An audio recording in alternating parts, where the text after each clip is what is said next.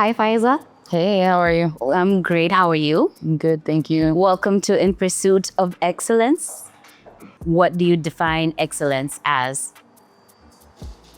Excellence is being unapologetically yourself and doing the best you can in every moment, and also knowing that your best is going to differ and it's going to change from time to time. So when you're, say, in great health, your best is going to be probably closer to 100%. But when, let's say, you're not in the best headspace or you're not physically well, obviously your best is going to feel like a 40% or something like that. But also just like in general, for me, your best just means doing your best in that moment, and it's not really measurable. So yeah, that's what I would say. Who is RnB Fay, and is she any different from Faiza? RnB Fay is, I feel like RnB Fay is a persona that was kind of given to me by the community that I helped cultivate in the R&B scene. So my name is Faiza. Everyone calls me Fay, but I think there was a few Fays in Nairobi.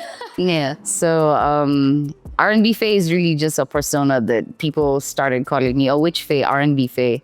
And so I just took that on.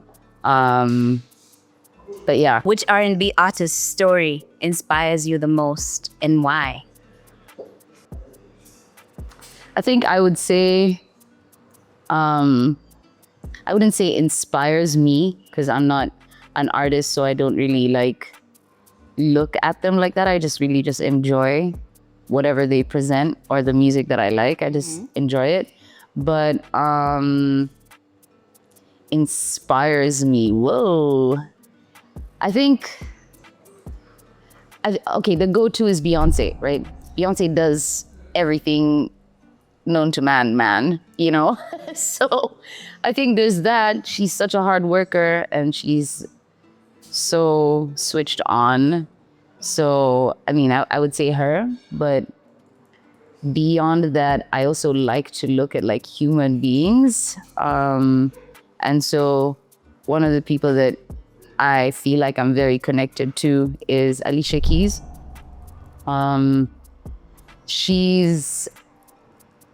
feel like she's like my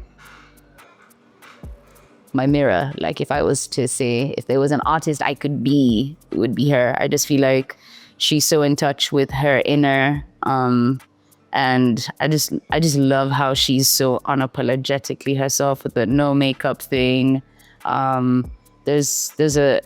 There's something that I watched of her and Sampha making music together in London, and you know, just watching that experience was so impactful to me because it was them writing about like real life stuff that they were going through.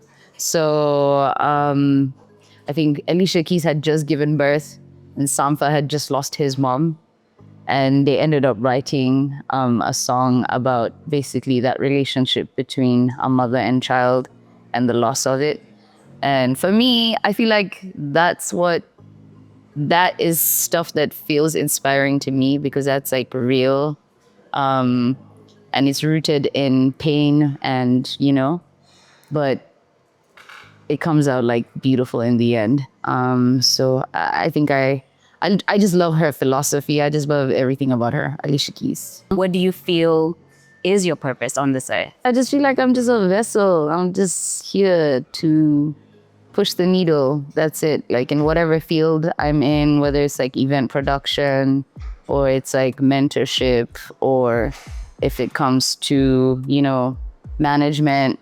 I also like on the background produce a lot of like the music videos and stuff that you see, but yeah, it's really just like purpose driven. It's just me trying to be a vessel, me trying to help other people achieve their dreams. And, you know, that's something that I feel like as a Somali was hard for me. Like I always did music since I was young, but I had to separate from that at some point because even if it was my dream, I didn't feel like it would be culturally acceptable.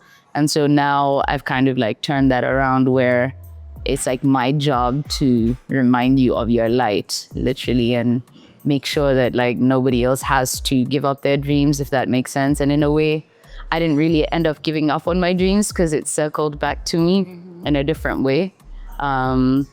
But yeah, I think that's just my thing. It's just like encouraging people to be bold, unapologetic, and show up as themselves, and also knowing that that's enough.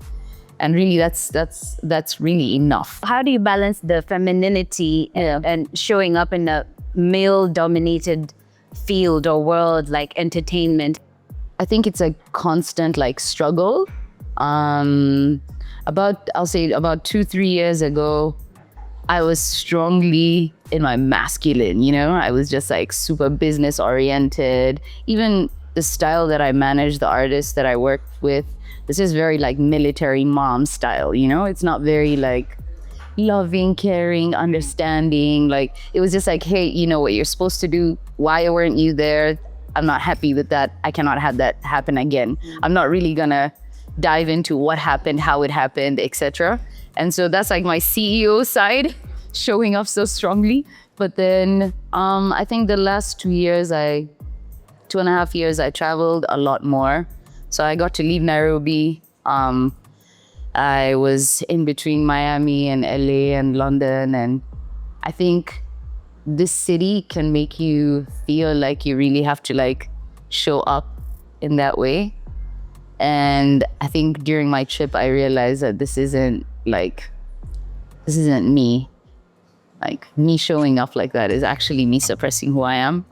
And so, yeah, I'll say like the last 2 years have been super transformative, and I owe it all to Xenia. Like she's such a softie, And I don't know if you listen to Xenia's music, but like Xenia's pen is crazy. She has a way of like just like understanding you and then taking the words out of your mouth and then putting it in pen. And, you know, I think one of the songs I would say that has had that effect on me and maybe other people is Wild Ride. Favorite. Yeah, and I remember when she was finishing off the second verse of the song, there was just a lot of things happening, like personally for both of us and that kind of thing. But we tweaked the last lyric of the song, and it goes, I'm more than enough, and then she goes, you're more than enough. So she kind of changes the narrative of everything she's just described to make you feel like, hey, I've been talking about you the whole time, if that makes sense. And so she has had that effect on me. And she softened me up completely. I'm a baby now. So I'm learning how to balance it now. Yeah. But I think when I was here, I was definitely clouded. And it was way more difficult to do it. But I feel like when you travel, you realize that like the world is so big. There's so many people who are like-minded. There's so many spaces for you to like sit and thrive in, and that they welcome you in, you know? And so, yeah, I had to let loose and throw all these traumas behind and just like start anew, if that makes sense. So, yeah, I think it's a constant pull and push. Yeah. But I think if you're lucky enough to find the right people around you who can bring out, you know, the parts of you that you're suppressing that need to, you know, be experienced, then it just becomes like such a beautiful thing. Like, yeah, Xenia is my road dog for life, just for that, honestly. One day I'll share a letter that she wrote me. Yeah. One day. What incident from your childhood would you say has like impacted you or shaped you in a major way to date? So there was this program that I went through when I was in school. I think because I had a lot of like childhood traumas, like losing my mom and my dad being sick and being taken care of by so many people. It was an overwhelming experience. And so a lot of my my focus turned onto like school. And so I excelled in school. I did the most in school. I was like captain of all these sports teams, and you know, I was doing the most in every corner that I could. And I guess that was a way to just escape my reality, if that makes sense. And through that, I got into this program. There was a 3-year program. It was a leadership program. And they would take us out of Kenya, basically, for those 3 years. So the first year was in DC. We were in the States. The program is called Youth Leaders International. So I went there first year. Second year, when I was 14, we were in Czech Republic. Third year, we graduated in Cambridge, and it was just like a leadership program. They picked only 6 students out of Africa, and I was one of them. Life-changing experience, because it just opened my world up to like so many people from so many different cultures. And just, yeah, at a very young age, I was out there doing adult things, flying on my own, things like that. So I think that those 3 years was super foundational for me, even just as a leader, how I show up. And I think there's things I learned then that I don't know that I learned then that I use to date. That's how much that experience is a part of who I am. So yeah, and that allowed me to have a vast network of people around the world, because it was now 6 students from different continents as well, you know? So I have a crazy network of so many random people that I know, that sometimes even in this Nairobi, I walk around and I meet someone from like when I was 14, and I'm like, oh, what are you doing in Nairobi? Oh yeah, I work for the UN now. And this is someone from Honduras. You're like, bro, what? Last time I saw you, I was 14. Yeah. So yeah, I think that was the most impactful experience of my life. And I would encourage all parents to, you know, seek out such opportunities for their kids, because it really, really will change everything for your child. Is there any key major takeaway that you still hold close to heart from that experience?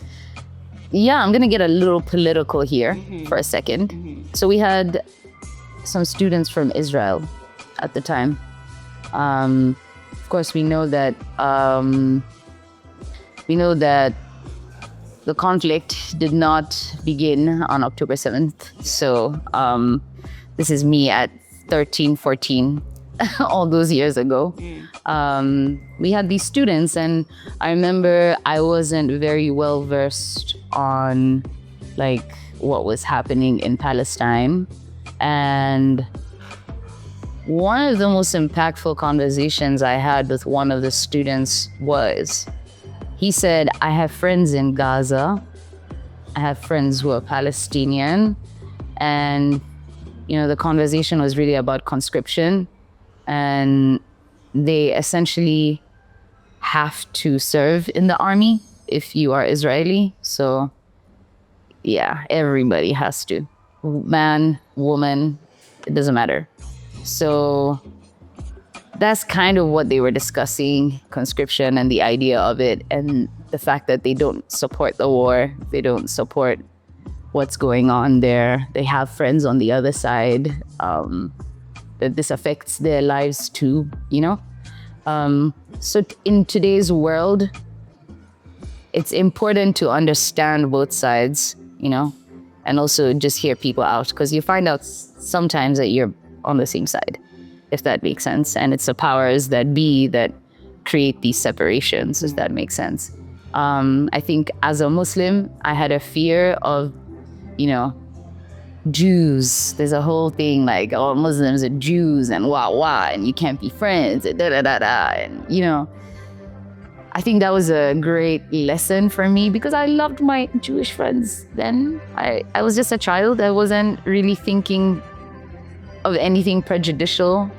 And I think it was good for me to experience them as children too, if that makes sense. And I think we overlook the fact that there's a lot of people in Israel who don't agree with what's happening there. There's a lot of people. Yeah. So yeah, I think I gained a lot of understanding at a very young age, because I had to go against all my beliefs and everything that I was told, to understand somebody in that moment, you know? Yeah. Yeah. Was that tough for like a teenager? You're tough. just discovering yourself. Do you know, I right? think I have emails going back and forth. I actually think I have emails expressing myself and saying, this is how I was raised. This is what I was taught to believe. And I have to address this with you and understand where you're at and, you know, what do you believe?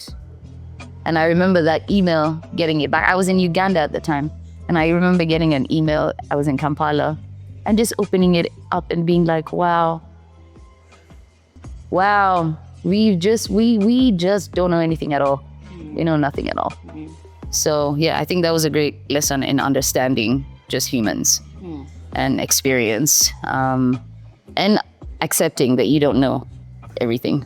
How does the R&B that we make on the continent compare to what is, you know, on the world stage or what's being celebrated globally? Leave the country, leave the continent, travel, go and visit different places in Africa, go and travel, go to London, go to LA, go and understand the music that you're listening to, where it actually roots from. Like right now, because I've done so much traveling, if I hear certain R&B music, I'll tell you, oh, that's LA R&B. Oh, that's UK R&B. I know exactly what kind of sector of R&B this is because of the cultural nuances. You go there, you understand. Like, I was in LA when Not Like Us came out. Do you know what the hell was happening there? Tell me. It's crazy. Like, that song would play in the airport and people were breaking out in dance. Like, people walking around with speakers, bikes, speakers on there. The whole street is bumping to that. But it's a sound. It's like that mustard on the beat. It's just like these are LA homegrown acts. So the sound that you're experiencing is so LA, you know? But you won't know that if you're just here, not even paying attention or experiencing anything. You'll just be like, yeah, that it's East Coast, West Coast, whatever. You don't actually understand the sounds that East Coast and West Coast birthed. You don't actually understand that, you know? So there's that, you know, understanding that's missing, and you won't get that unless you travel. You just might get it. What if I can't travel? What if I don't have, I'm just an upcoming artist? I mean, research, babe. Research. Make sure that just because you're not traveling doesn't mean you don't know, you know? But the unfortunate thing is people don't want to research. They also don't want to travel. And they don't want the knowledge. They just want to say, this is what I like. Yeah. Or I want to be like so-and-so. But you're not really thinking about how did this person get there? How did they get there? What did they do? What steps? What moves? There's like, you know, even just going into like iconic studios and seeing all the records that have been made in this studio, all aligned on a wall. And you're just like, what the hell is going on here? Yeah. Those are experiences that change you. Like even Xenia and I went to the Grammys. I did that solely because I knew it would change her. It would change both of us and our experiences and understanding of the music business, you know? So there's certain things you just must experience. You've got to go out there and experience. Talk to me about attending the Grammys. Yeah. How was that experience like? So I was in Miami at the time. And it was like a couple of months to the Grammy. So obviously, like, because you're a Grammy, oh, that's another thing. Because you're a Grammy member, you have access to purchasing tickets to the Grammys, but that's not usually open to the public, if that makes sense. So it feels like the music mecca, if that makes sense. You're walking around, brushing shoulders with Bryson Tiller here, bumped into Money Long in the bathroom. Like, just things are happening, you know? I remember Savara saying he met Paxton. But you know Paxton Yoshida? Crazy. Crazy. But yeah, it's like very, like no security. It's humanizing. It's a humanizing experience, I feel like. I also remember like the reason that we did it was something was just telling us R&B is having a resurgence based on how everyone was consuming music at the time. And it was my birthday as well. So the Grammys went on my birthday. So all those things kind of tied together, and I was just like, let's just go. We've got to go. We've got to go. We're going to regret this if we don't do it. And I'm glad we did because, like I said, it was on my birthday. So, and it was like storming. It was raining like crazy. I think I should give you some of these videos because you're going to laugh. We had bin bags over. Oh my goodness. Running around because we couldn't access the cars. Like nobody could access the cars. So think celebrities have all grabbed bin bags and are all running in the rain for like 2 blocks down to access their cars because there was a craziest storm, like craziest storm. So heading there, we ended up coming late, just obviously because it was storming. It was just so hectic. It was jam, like it was tough. So we were already like kind of worried that we came late. But when we got there, lo and behold, we came right on time for the R&B categories. Wow. So we literally just sat down and watched all like Money Long, SZA, like, and we were just like, why did we make it right on time for this? This is so weird. So it all just felt like super aligned. I don't know it felt whimsical a little bit. I don't know. What is it about Xenia that makes her a perfect fit for management? Xenia is multi-talented. She's super skilled as a writer. She's super skilled as a vocal engineer. She's super skilled as an artist. She's a dancer. She's a choreographer. She's an entertainer. She's so creative and is constantly building new worlds for people to experience her music in different ways, because I feel like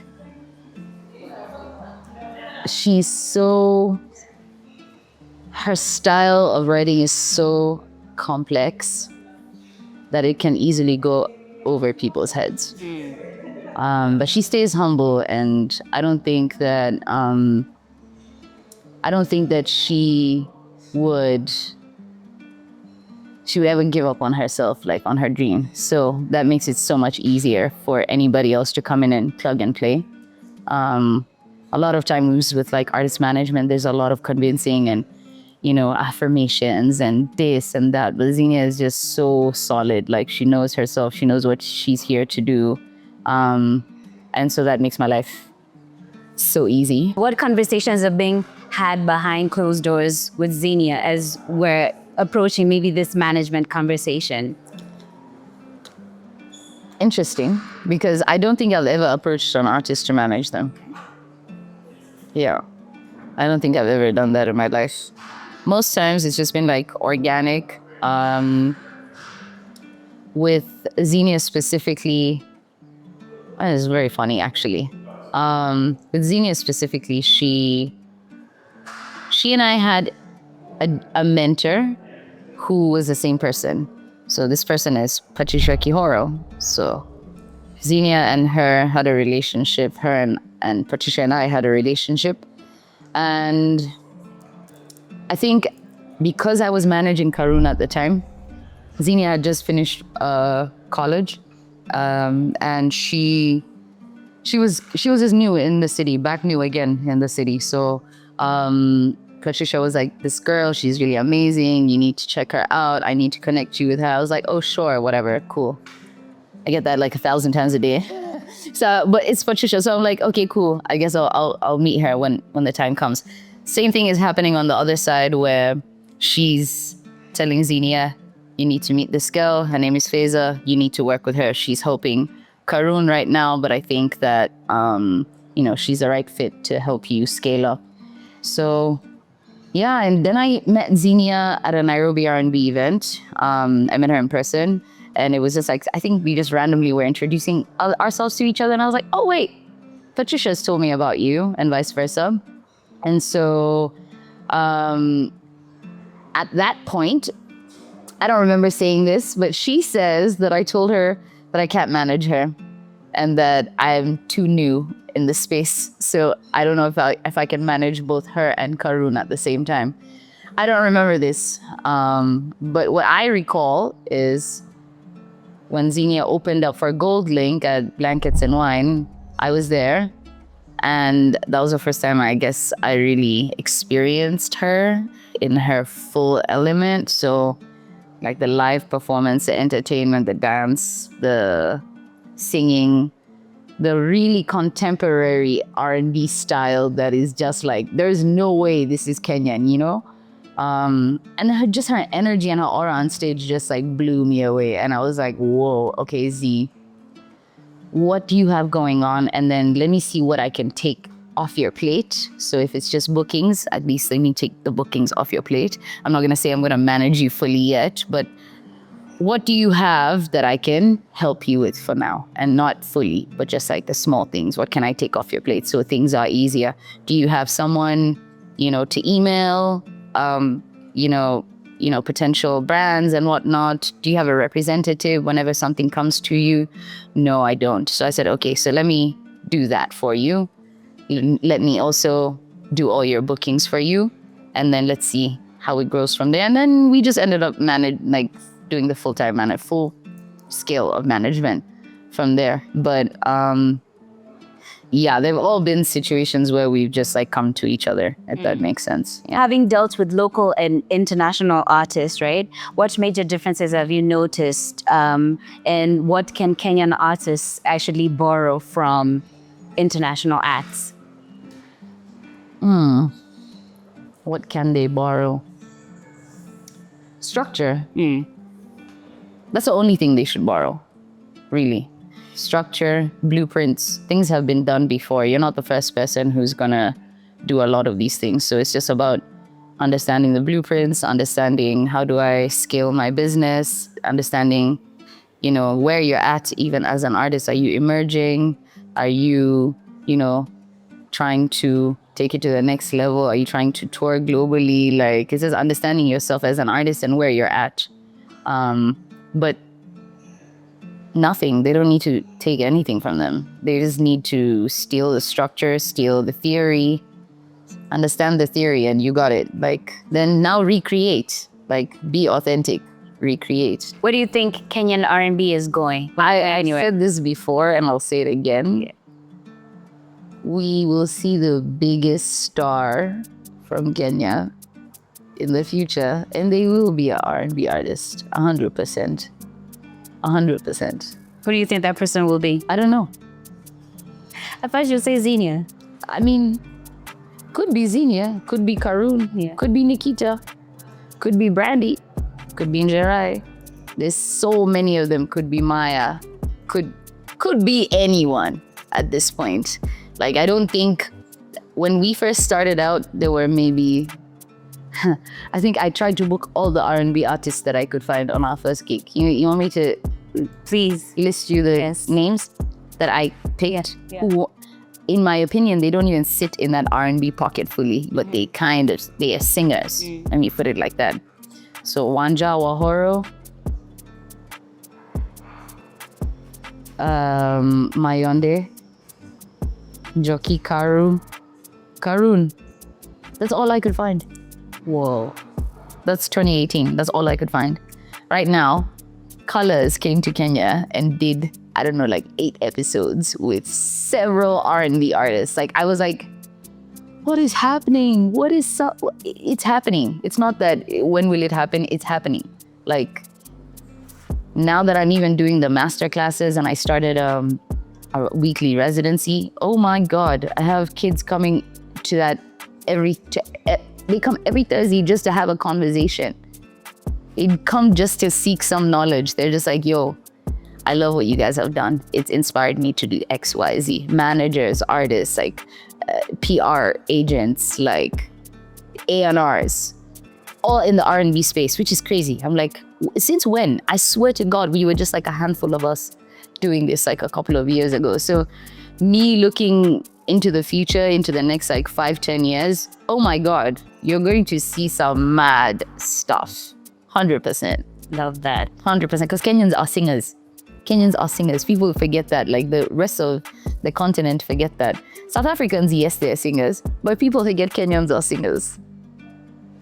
People tend to forget Kenyans are singers. Like, Kenyans will outsing every Nigerian artist on that chart. Will outsing them easy. like a walk in the park. Crazy. But I don't think anyone incubates us. And, I think with Nigeria, there's a large population, there's a big Nollywood scene. So like music is also, intertwined in that whole space, The music video qualities are on another level because there's so many production houses. Yeah. You know what I mean? Yeah. But we lag behind a little bit, but not for long. Not for long. Who are your top 5 favorite R&B of all time? Okay. Brandy. Brandy, Whitney, Marvin Gaye. This is a personal favorite. Al Green, Okay. Michael Jackson, Christina Aguilera. Oh. I feel like she's so overlooked. Right. So overlooked. Right. Right. I love her. I listen to all her music, like no skips, 0 skips. Give me 3 nuggets that you would share with women trying to get into artist management and event curation or entertainment, period. So serve other women. Serve other women. Focus on that. We need each other, and we don't give each other what we need. And we are the only ones who can give each other what we need. So yeah, that's that advice times 3. What do Kenyan artists need to know about touring internationally? You need an agent. And you need numbers. You gotta be able to sell tickets, baby. Numbers in terms of the money? No, like numbers coming to your show. Okay. Yeah. So there's a lot of marketing that goes behind that. Do not underestimate. The marketing. Absolutely. There's big artists who tanked their tours because they haven't promoted, they canceled tours, etc. And it's usually just because of like no planning, no marketing, not putting your entire like effort into that campaign, if that makes sense. It's really make or break for real. Like, and I think a lot of artists take it very lightly in the beginning stages until they realize, oh, do I actually want to be a touring artist? This seems like it's a little hectic. It is. Yeah, and expensive. Yeah. And exhausting too. What's your biggest win and lesson so far? Ooh, biggest win. I think my biggest win is the fact that I'm still doing this. I think I've been discouraged many times, and through experience, just through life being slow, things being so slow, as a woman, it's just so hard also being heard in rooms. So I think my biggest win is my will to keep going, and the fact that I still have that vision and I still see a vision. So that's my win. And then my lesson: don't trust people with your money. Period. Don't trust people. Don't trust people with your money. I'm still salty. Which book, TV show, or movie, or podcast are you onto right now? Manager's Playbook. It's on YouTube. It's on Spotify. That's a podcast. Please, all those episodes are important. They're literally spinning game like that you would never get unless you had a mentor who is like at a very high level of their career. So to me, I'm like, that's your digital mentor. Like that Manager's Playbook podcast is my favorite thing to watch. For books, I would recommend Shoe Dog. I read it over and over and over and over and over again by Phil Knight. It's about Nike and, building the brand Nike from scratch. Yeah, just read that, because then you'll understand the things we're going through as entrepreneurs and why having that vision and the will to keep going is so important. But it's a brilliant book. For a show, I'm watching is it called Wednesday? Yeah, I'm watching Wednesday right now, the 2nd season. What song, album, movie, or book can be used to describe your life? Says By Xenia? Yeah. Why? I feel like just the way she writes in that song is a reminder of just like life being up and down and just going through things, if that makes sense, in different ways. Yeah. I like the uncertainty in the song and the fact that things just happen in phases, and that's really the message of it. She says going in and out of phases. And for me, that line alone stands out because when I was like 21, I thought I was gonna write a book called 21 Phases, as in phases. Ah. So when she wrote this song, I was like, did you just, what is this? What is this song? Nice. It's like someone stepped out of like my past and gifted me this song. But yeah, I think that song would best describe just life in general. Given a chance to collaborate with a brand or personality, who would it be and why? The owner of Nike. The owner of Nike. This book is amazing. You guys, please, everyone needs to read this book and actually just buy the book and keep it and make notes and annotate. Like, yeah, Nike. And then a celebrity or like famous person, Kanye. Even with his crazy? Yeah, absolutely with his crazy. Don't leave the crazy out.